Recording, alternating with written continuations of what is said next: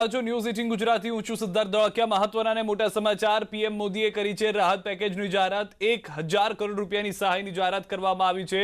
PM મોદીએ સમીક્ષા બેઠકમાં કર્યો છે નિર્ણય। મૃતકના પરિવારજનોને 2 લાખની સહાય કરવામાં આવશે। ઘાયલોને 50 હજારની સહાય ચૂકવાશે। પીએમ મોદીએ કોરોના મુદ્દે પણ ચર્ચા કરી છે। બેઠકમાં સીએમ ઉચ્ચ અધિકારીઓ પણ ઉપસ્થિત રહ્યા હતા। બે મહત્વના મુદ્દા જે હાલમાં ગુજરાત માટે જે પરેશાન કરી રહ્યા છે તે કોરોનાનો મુદ્દો અને તાવતે વાવાઝોડાના કારણે થયેલી નુકસાનીનો મુદ્દો। આ બંને મુદ્દા પર પ્રધાનમંત્રી નરેન્દ્ર મોદીએ ચર્ચા કરી છે। સૌથી પહેલા તાવતે વાવાઝોડાને લઈને જે નુકસાન થયું છે તેના માટે કેન્દ્ર સરકાર તરફથી મદદ કરવામાં આવશે। 1000 કરોડના રૂપિયાનું રાહત પેકેજ આપવામાં આવ્યું છે।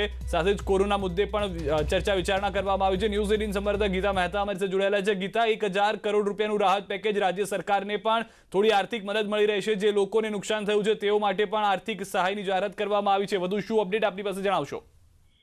જી, હાલ તો રાજ્યમાં તાત્કાલિક રાહત પ્રવૃત્તિઓ માટે પીએમ નરેન્દ્ર મોદીએ 1000 કરોડની સહાયની જાહેરાત કરી છે।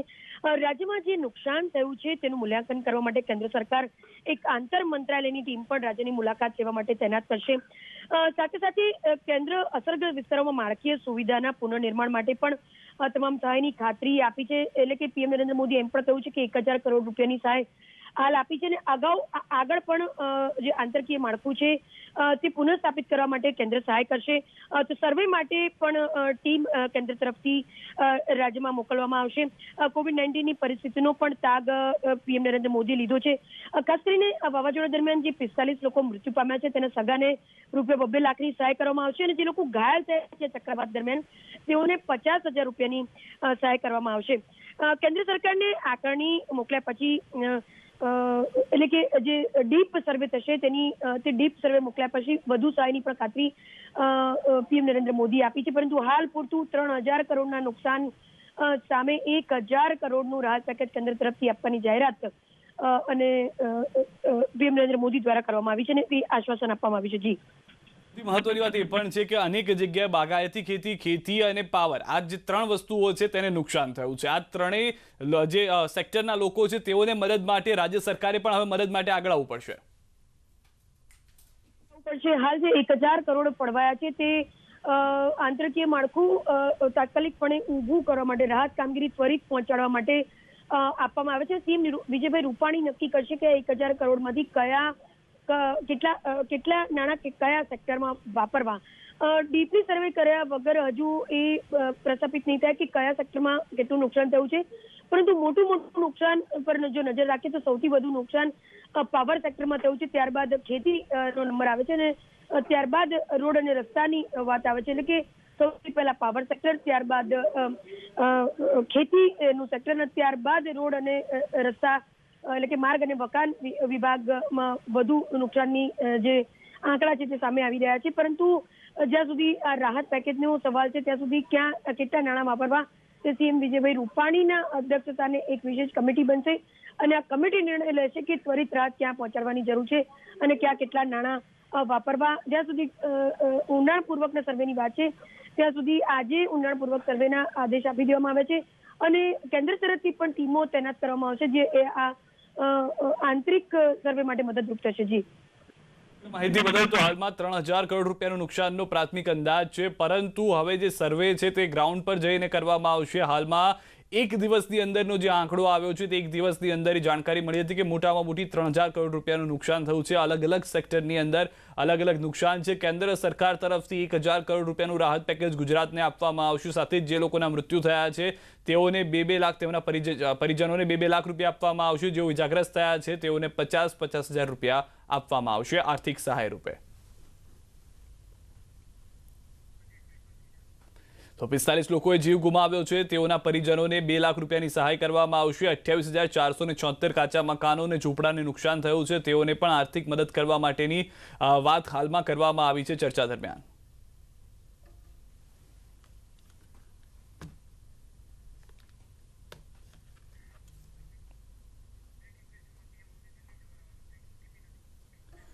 વધુ એક મહત્વના સમાચાર। પ્રધાનમંત્રી નરેન્દ્ર મોદી દિલ્હી જવા રવાના થયા છે। અમદાવાદ એરપોર્ટથી દિલ્હી જવા રવાના થયા છે। એરપોર્ટ પર પ્રધાનમંત્રીએ આ બેઠક યોજી હતી જેમાં સીએમ અને અધિકારીઓ હાજર રહ્યા હતા। બેઠકમાં હાજર તમામ મુદ્દાઓ પર ચર્ચા કરવામાં આવી છે। વાવાઝોડાની સ્થિતિની કરી હતી સમીક્ષા, પ્રભાવિત વિસ્તારોનું હવાઈ નિરીક્ષણ કર્યું હતું। કોરોના મુદ્દે પણ રાજ્યની પરિસ્થિતિને લઈને વાતચીત કરવામાં આવી હતી। તત્કાલીન મુખ્યમંત્રી પ્રધાનમંત્રી મોદી જ્યારે અહીંયા આગળ આવ્યા ત્યારે તેઓએ એ પણ વાત ચર્ચા દરમિયાન કરી છે કે કોરોનાની અંદર રાજ્યને પૂરતી મદદ મળી રહે, રાજ્યમાં કોઈ પણ વ્યક્તિને હાલાકીનો સામનો ન કરવો પડે સારવાર દરમિયાન, તેની પણ વાત કરવામાં આવી છે। પરંતુ તાવતે વાવાઝોડાને લઈને આ 4 તસવીરો મહત્વની રહી, જેના ઉપર આ બેઠકની અંદર મુખ્ય મુદ્દામાં ચર્ચા કરવામાં આવી। ખુદ પ્રધાનમંત્રી નરેન્દ્ર મોદીએ આજે ભાવનગરથી એરપોર્ટ પરથી ઉડાન ભરી હતી અને હવાઈ નિરીક્ષણ કર્યું હતું। 1400 કરોડ રૂપિયાનું જે નુકસાન છે તે પાવર સેક્ટરમાં છે, અંદાજિત કૃષિ ક્ષેત્રે 1200 કરોડ રૂપિયાનું નુકસાન થયું છે, અન્ય ક્ષેત્રની અંદર 400 કરોડનું નુકસાન છે, 3000 કરોડ રૂપિયાનું નુકસાન ગુજરાતમાં થયું છે। આ 3000 કરોડમાંથી 1000 કરોડ રૂપિયા ફાળવવામાં આવ્યા છે કેન્દ્ર સરકાર તરફથી મદદરૂપે।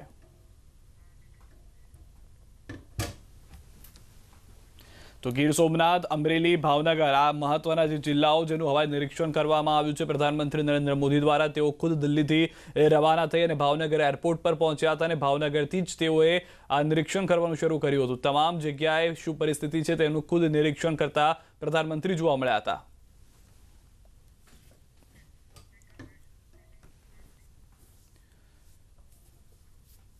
મહાનગરોની વાત કરીએ તો વાવાઝોડાથી અમદાવાદમાં ભારે અસર થઈ છે, ઘણી જગ્યાએ વૃક્ષો થયા છે ધરાશાયી। હાલ એએમસીની યુદ્ધના ધોરણે કામગીરી શરૂ થઈ ગઈ છે। માર્ગો પર 2000થી વધુ વૃક્ષો ધરાશાયી થયા હોવાને લઈને નાના ઝાડ પાડવાનો હાલ કોઈ આંક નથી આવ્યો, પરંતુ 57 ટીમો રાતથી કામગીરીમાં લાગી ગઈ છે। 35 જેસીબી, 55 ટ્રક, 40 ટ્રેક્ટર જોડાયા છે, 9 મિની જીસીબી અને 50 છોટા હાથીથી ફિલ્ડમાં બોડકદેવ, શાહીબાગ, થલતીજમાં કામગીરી કરવામાં આવી રહી છે। રાણીપ, નવરંગપુરા, વાસણામાં પણ કામગીરી થઈ રહી છે। 3 દિવસમાં કાટમાળ ખસેડી દેવાશે। પહેલા જાહેર માર્ગો પરથી વૃક્ષો હટાવાશે અને બાદમાં ખાનગી જગ્યાએથી વૃક્ષો હટાવવામાં આવશે તેવો પ્લાન તૈયાર કરવામાં આવ્યો છે, પરંતુ તેના માટે પણ 72 કલાકનો સમય લાગશે તેવું જણાવાયું છે।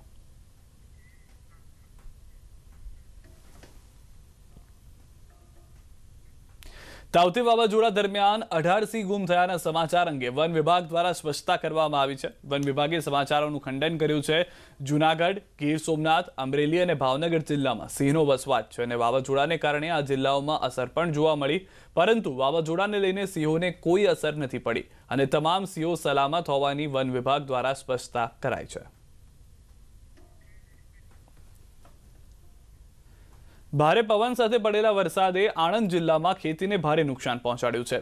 પેટલાદ તાલુકાના બોરિયા ગામે બાજરી અને કેળના પાકને નુકસાની વેઠવાનો વારો આવ્યો છે। સાથે જુદા જુદા વિસ્તારોમાં વીજળીના થાંભલા ધરાશાયી થઈ જતા વીજ પ્રવાહ પણ ખોરવાઈ ગયો છે। એક બાજુ ખેડૂતોને રોવાના દિવસો આવ્યા છે તો બીજી બાજુ જાહેર જનજીવન પણ ખોરવાયું છે।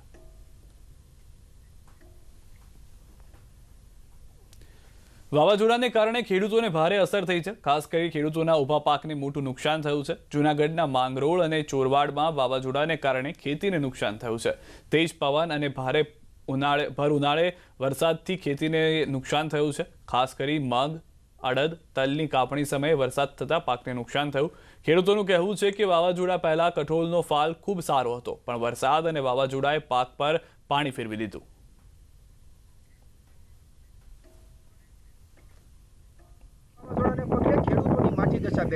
જે ખેડૂતોના જે છે ખેતરાઓ પાક છે તેને ખૂબ વધુ નુકસાન થયું છે। ખાસ જોવા જાય તો જે ખેડૂતના છે તલ છે, મગ છે, અડદ છે, મગફળી છે તેને નુકસાન થયું છે। આપણી સાથે કેટલાક ખેડૂતો છે તેની સાથે વાત કરીએ, તેને કેવું નુકસાન ભોગ્યું છે અને હાલ શું પરિસ્થિતિ। સંજીવભાઈ, આજે તમે વાયવાતરમાં કેવી નુકસાન થયું ને શું છે? મારે 20 વીઘાના તલ હતા અને મારે 15 થી 17 મણ જેટલો ઉતારો આવે એમાં, તો અમે થોડા કાઢ્યા હતા। પછી મોસમ ચાલુ હતી અને ત્યાં આ વરસાદ વાવાઝોડાના હિસાબે બધો પાક મારો અટાણે નિષ્ફળ ગયો એમ જ કહી શકાય, કારણ કે એ તલ એકવાર પલટાઈ જાય પછી પાછું એમાં તલ નીકળે નહીં। એટલે અત્યારે મારે બહુ મોટી 3 થી 4 લાખ રૂપિયાની નુકસાની મારે 20 વીઘાના તલમાં ભોગવવી પડશે। સાહેબ, આજે તમે મગ વાવ્યા હતા, શું પરિસ્થિતિ? હજી સાહેબ 15-20 વીઘાના મગ વાવેલા હતા, એમાં ઉતારો સારો ઉતરે એવો હતો, બરાબર। તો એમાં વાવાઝોડાના કારણથી મગ પણ હતી ખરાબ થઈ ગયા, 3-4 લાખ રૂપિયાનો ઉતારો હતો એવી રીતે ને અત્યારે પલરીને બધું ભેરું થઈ ગયું, કાંઈ હાથમાં આવે એવું નહીં, મોઢામાં આવેલો કર્યો પણ પાછો જતો રહ્યો। જે ચોક્કસથી જે ખેડૂતનું કહેવાનું છે કે જે હાલ અમારી માઠી દશા બેઠી છે અને જે તે અમારા જે મોઢામાં આવેલો કોળિયો છે તે જૂટવાઈ ગયો છે અને ખેડૂતોને છે તે બેવડો માર પડ્યો છે. અતુલ વ્યાસ, ન્યૂઝ 18 ગુજરાતી, ધંધુસર. તો વાવાઝોડાને કારણે રાજકોટના ઉપલેટામાં પણ કેસર કેરીના પાકને ભારે નુકસાન થયું છે. તેજ પવન અને વરસાદને કારણે કેસર કેરીના પાક ખરી પડ્યો, જેને લઈને ખેડૂતોને આર્થિક નુકસાન થયું. આ વિસ્તારમાં 235 વીઘામાં તૈયાર કેરી ખરી પડી છે.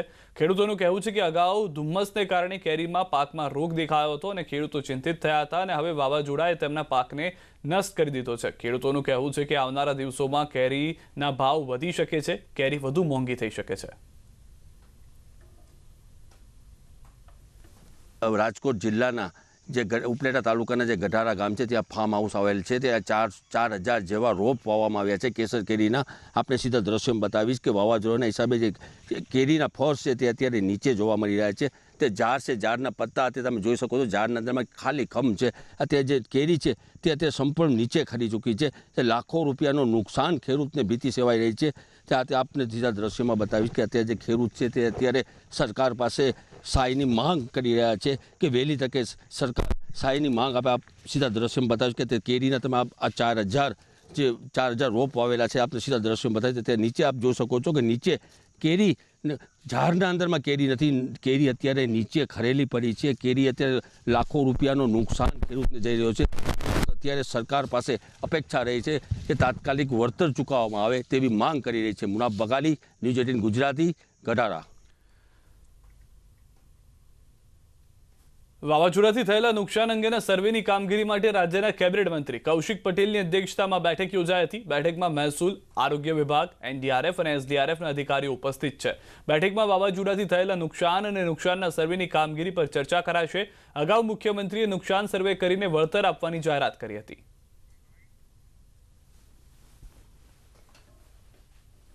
વર્ષોથી જ્યારે આવી પરિસ્થિતિ થાય છે, ડિઝાસ્ટર આવે છે, SDRFના NDRFના જે કંઈ નોર્મ છે એ પ્રમાણે ચૂકવતા થાય છે.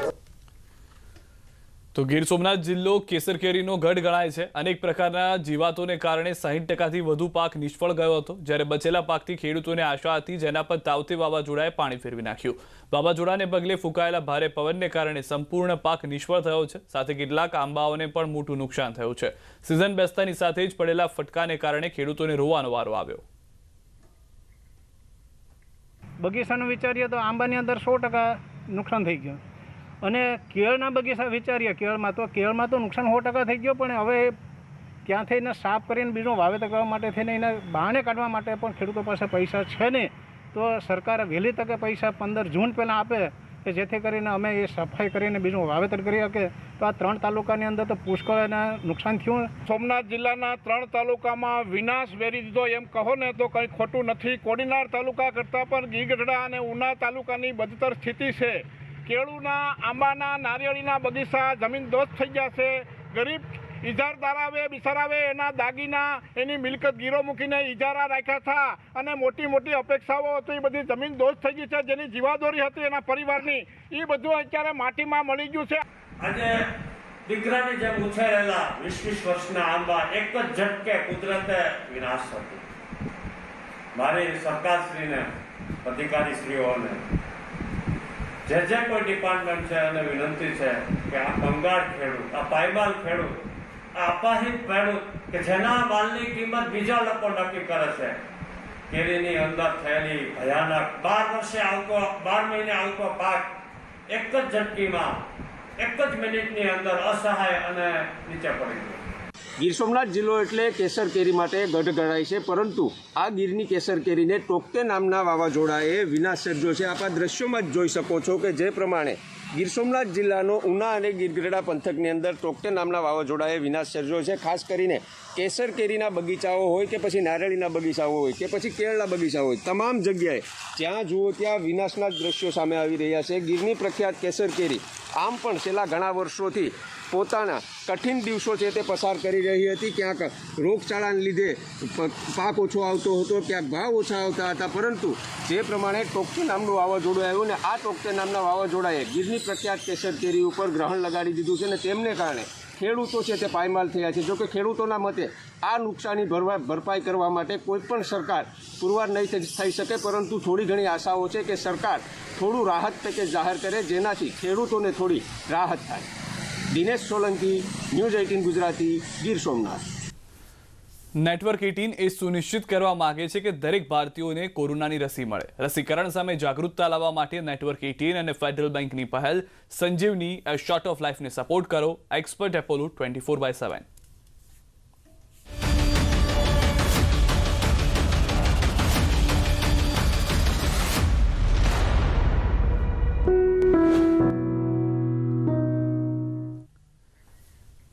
હાલ રોકાઈશું એક વિરામ માટે. આપ જોડાયેલા રહો ન્યૂઝ 18 ગુજરાતી સાથે.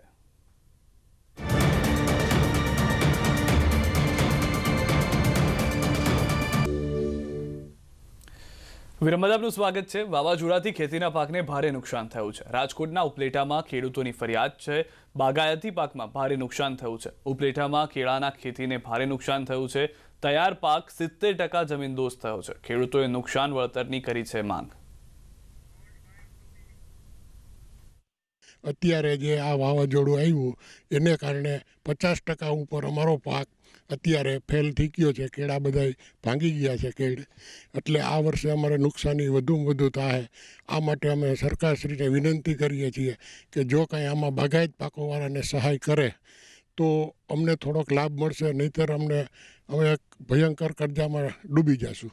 મેં કેળના પાકમાં 21,000 છોડ વાવેલા હતા, જેમાંથી 10,000 છોડ નુકસાન પામેલા છે, જેનું અંદાજે નુકસાનીનો ખર્ચ 5-6 લાખ જેવું મને થયેલ છે. આ સાલ કેળમાં વાવાઝોડાના હિસાબે પુષ્કળ નુકસાની છે. ઓછામાં ઓછા 7,000 થી 8,000 છોડ પડી ગયા છે, અને પૈસામાં એની નુકસાની આંકવામાં આવે તો 6 થી 7 લાખ રૂપિયા. કેળના ઉત્પાદનમાં જ વીઘે 50,000 રૂપિયાનો ખર્ચો આવી જાય છે, અને અત્યારે કેળ કમ્પ્લીટ તૈયાર હતી અને બધી કેળ પડી ગઈ છે. ગઈકાલે જે તાવતે વાવાઝોડાથી ઉપલેટા પંથકમાં તે અત્યારે તારાજી સર્જી છે, વિનાશ કરી ચૂક્યો છે. જે ખેડૂતો છે અત્યારે જે બગાયત ખેતી કરતા હતા, આપણે સીધા દ્રશ્યમાં બતાવી કે બગાયત ખેતી કરતા હતા, કેળાનો પાક લડવાનો સમય તો ત્યારે જ આ પાક 9,000થી વધારે છોડવા ધરાશાયી થઈ ગયા છે. આપણે સીધા દ્રશ્યમાં બતાવીશ કે અત્યારે જે ઉપલેટાના પંથકના અંદરમાં જે ખેડૂતો છે તે ખેડૂતો અત્યારે ચિંતિત બન્યા છે. તે અત્યારે 5 થી 6 લાખ રૂપિયા જેવું નુકસાન દેખાઈ રહ્યું છે. જે આપણે સીધા દ્રશ્યમાં બતાવીશ કે એક કેળાનો જે છોડવા છે તે બધા ધરાશય થઈ ચૂક્યા છે. જે ખેડૂતો છે તે અત્યારે સરકાર પાસે આશા રાખી રહ્યા છે કે સરકાર જે સહાય આપે તેવી માંગ કરી રહ્યા છે ખેડૂત. બગાલી, ન્યૂઝ 18 ગુજરાતી, ઉપલેટા. વાવાઝોડા બાદ મકાનમાં ભૂવો પડ્યો છે. આણંદના ઉમરેઠમાં ઘટના બની.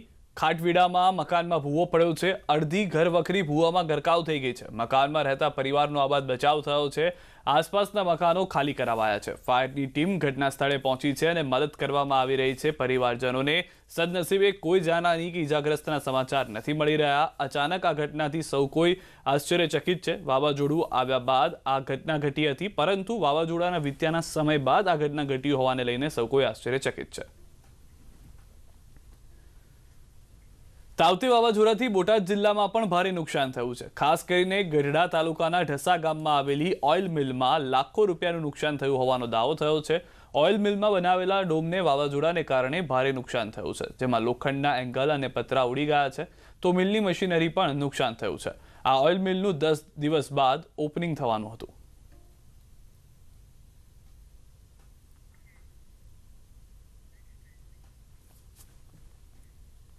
વાવાઝોડાને કારણે ખોખરા વોર્ડમાં આવેલા ક્રિષ્ના ફ્લેટમાં દિવાલ ધરાશાયી થઈ હતી. 40 વર્ષ જૂના ક્રિષ્ના ફ્લેટ જર્જરિત હાલતમાં છતાં કોર્પોરેશન દ્વારા કોઈ પણ પ્રકારની નોટિસ આપવામાં આવી નથી. સોસાયટીના હોદ્દેદારો હાજર નહીં હોવાથી રહીશો પરેશાનીનો સામનો કરી રહ્યા છે. બીજી તરફ મ્યુનિસિપલ સ્લમ ક્વાર્ટર્સ પણ જર્જરિત હાલતમાં છે, જેને રીડેવલપમેન્ટ સ્કીમમાં મુકાયા બાદ પણ કોઈ કાર્યવાહી નથી થઈ. જર્જરિત મકાનોમાં દુર્ઘટના સર્જાય તો જવાબદાર કોણ, તેના પર પણ સવાલો ઉઠી રહ્યા છે. ખોખરા વોર્ડ વિસ્તારનું જે આ ક્રિષ્ના એપાર્ટમેન્ટ છે કે ત્યાં ગઈકાલે એક મકાનની છત ધરાશાયી થઈ હતી. જોકે આ ફ્લેટ જે છે તે 40 વર્ષ જૂના છે અને તમામ મોટાભાગના ફ્લેટ જે છે કે તે જર્જરિત હાલતમાં જે છે. જોકે અહીંના લોકો જે છે, જે લોકો રહી રહ્યા છે, તેઓ ભયના ઓથાર હેઠળ અહીંયા રહી રહ્યા છે, કારણ કે તંત્ર દ્વારા કોઈ પણ પ્રકારના પગલાં લેવામાં આવતા નથી. અમદાવાદ મ્યુનિસિપલ કોર્પોરેશન દ્વારા પણ આ જર્જરિત બિલ્ડિંગને જે છે રિપેર માટેની કોઈ પણ પ્રકારની નોટિસ આપવામાં આવતી નથી. જ્યારે અહીંના જે હોદ્દેદારો જે છે કે તેઓ આ સ્થાનિક લોકો જે છે અહીંયા રહી રહ્યા છે તે લોકોનું કંઈ સાંભળતા નથી અને તેના કારણે જ ક્યાંક ને ક્યાંક આ બિલ્ડિંગ અત્યારે 40 વર્ષ જૂનું બિલ્ડિંગ જર્જરિત હાલતમાં જે છે અને લોકો ભયમાં જીવી રહ્યા છે. સંજય ટાંક, ન્યૂઝ 18 ગુજરાતી, અમદાવાદ. આ મકાનના આગળ જર્જર લગભગ 1962 બાંધકામ છે એમનું. લગભગ 17 બ્લોક છે અને 450 ટોટલ મકાન છે. અને ગઈકાલે લગભગ સવારે 9 વાગે બનાવ બન્યો. અમારે ઉપરના ભાગમાં જ છે બ્લોક નંબર 2માં રૂમ નંબર 1 પેલા બેન્ડી ઊભા છે એ ગઈકાલે ટેરેસનો ભાગ છત નીચે પડી ગઈ. એ જો કે વરસાદ હતો એટલે ઘરમાં હતા, નીચેવાળા બેન બી ઘરમાં હતા એટલે જો કે કોઈ જાનહાની નહીં થઈ. કાલે તો બહુ ડર લાગ્યો હતો ભાઈ, કાલે રહ્યા છે અમારું મન જાણે છે. કાલે બહુ ડર લાગ્યો હતો કારણ બરાબર મારી ગેલેરી ઉપર જ બધું આ પડ્યું છે. એટલે મારી ગેલેરી નહીં પડી પણ જે પડ્યું ને એ બધું મારી ગેલેરી પર પડ્યું છે એટલે આ બધું મેં નીચે નાખ્યું. આ ફ્લેટ ભૂકંપ વખતે બી મોટી મોટી તિરાડો પડી ગયેલી, એ વખતે બી અમે જાણ કરેલી, તે વખતે પણ કોઈ આવ્યું નહીં, કોઈ તંત્રએ મારું સાંભળ્યું નહીં. રીડેવલપમેન્ટનો પ્રોજેક્ટ આપણે મૂકી દીધો છે, પાસ થઈ ગયો છે, એનું ખાતમુહૂર્ત પણ થઈ ગયું છે. 40-50% લોકો અહીંયાથી સ્થળાંતર કરી બી દીધું છે. આપણે એ લોકોને ત્યાં જ્યાં સેફ જગ્યાએ લઈ પણ ગયા છીએ. બીજા ઘણા લોકો છે જે લોકો જાતે પોતાની મરજીથી જતા નથી. અમદાવાદમાં મ્યુકોરમાઇકોસિસનો કેર જોવા મળી રહ્યો છે. કોરોના બાદ મ્યુકોરમાઇકોસિસના કેસ વધ્યા છે. સિવિલ કેમ્પસની હોસ્પિટલમાં 460 કેસ થયા છે. સિવિલમાં 360, ડેન્ટલમાં 60 કેસ, 1200 બેડની હોસ્પિટલમાં 50 દર્દી. સિવિલમાં ત્રીજો માળ દર્દીઓ માટે ફાળવવામાં આવ્યો છે. ડેન્ટલ અને 1200 બેડમાં પણ વ્યવસ્થા કરાઈ છે. રોજ સરેરાશ 25થી વધુ દર્દીઓ દાખલ થઈ રહ્યા છે કે જેઓને મ્યુકોરમાઇકોસિસ થઈ રહ્યો છે.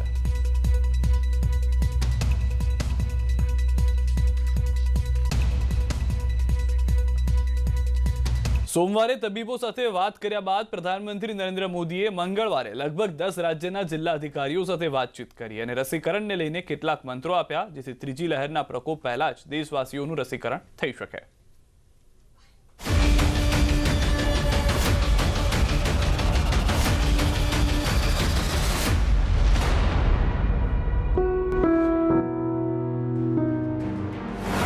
अभी हारा नहीं कोरोना, हो रहा है सुधार. कोरोना के टीके की सप्लाई को बहुत बड़े स्तर पर बढ़ाने के निरंतर प्रयास किए जा रहे हैं. वैक्सीनेशन के लेकर व्यवस्थाओं और प्रक्रियाओं को हेल्थ मिनिस्ट्री लगातार स्ट्रीमलाइन कर रही है. पीएमडीएम में बात, टीके को लेकर विचार. आपके सहयोग से वैक्सीन वेस्टेज पूरी तरह रुक सकती है. इतना ही नहीं, ऑप्टिमम यूटिलाइजेशन की दिशा में हम सफलतापूर्वक आगे बढ़ सकते हैं. दूर करिए दुविधा, वैक्सीनेशन पर बढ़े एतबार. साथियों, टीकाकरण कोविड से लड़ाई का एक सशक्त माध्यम है. इसलिए इससे जुड़े हर भ्रम को हमें मिलकर के उसको निरस्त करना है. वैक्सीन है संजीवनी, करेगा कोरोना पर वार. कोशिश ये है कि अगले 15 दिन का शेड्यूल राज्यों को एडवांस में मिल जाए.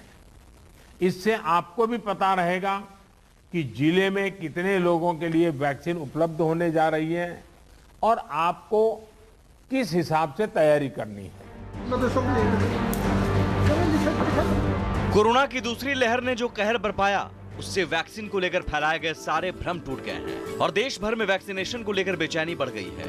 लोग अब न सिर्फ वैक्सीनेशन के पक्ष में हैं, बल्कि जल्द से जल्द वैक्सीन लेने की राह देख रहे हैं. ऐसे वक्त में सबसे जरूरी है वैक्सीनेशन की सप्लाई और उसका सही उपयोग.